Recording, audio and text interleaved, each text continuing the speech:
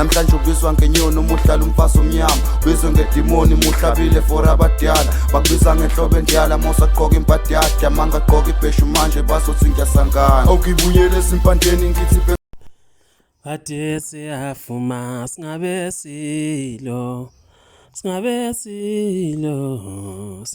konyane kanda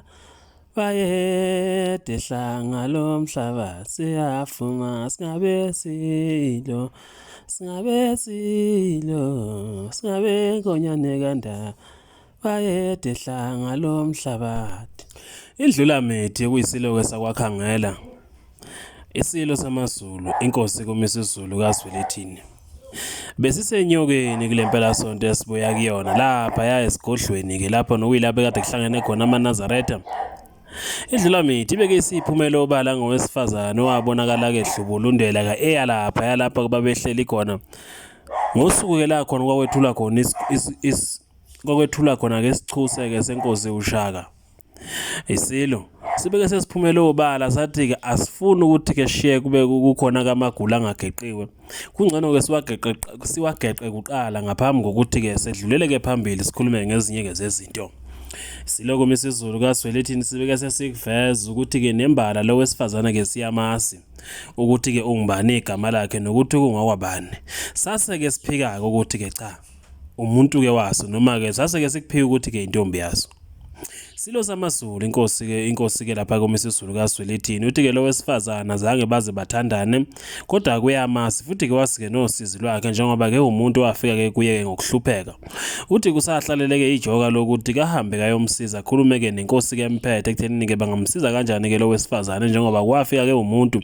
owayekhala ngosizo. Uthi lokho kuthiwa ke uyintombi yakhe cha akakwasi ke lokho yena nje ke akakwasiyo ukuthi ke umuntu lona koyihluphekeleyo bakithi. Uthi ke laba bathi ke intombi yakhe ucela ukusho lokho ukuthi ke yena njengaye njengesilo ke njengenkosi yamaZulu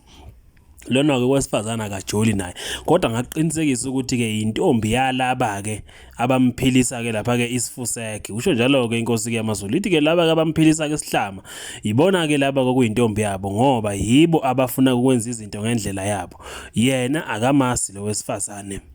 Isilo umisa isiZulu sibeke sesikuveza ukuthi ke sona ke nalona kwesifazane bathi banake ngenxa yokuthi wayekade efikile ke zocela usizo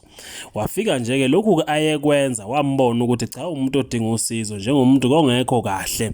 Undabezithu uthe kuma ngabe ke kuveza lokho ukuthi ke lona kwesifazane abazani naye ngasese kwabe ke sekububula ke ibandla lithi ke bayedehla ngalomhlabathi ngoba ke lokho kobe sekucaca ukuthi yokusho ukuthi ke lo wesifazane kungenzeka ukuthi kune agenda ngempela akayiqhubayo noma kungenzeka ukuthi kukhona abamphusha ke ngebhaxa ngemuva ukuthi kenzeke le nto ayenza ngoba phela kuzokhumbuleka ukuthi lapha kwagcweleka abantu izinkumbi ke uZulu wonke uphelele kanjalo ke namaphoyisa ayigadeka umongameli amaphoyisa ayigadeka isilo ke samabandla kodwa ke lo wesifazane wakwazi ukuthi kahlubulundela zawufika ke lapha nokuyilapho kwamangaza abantu abaningi ukuthi kahle kwenzakalani kodwa kuNdabezitha uthi ke cha lona akamasi hlanga lomhlabathi bayede wena wendlovu.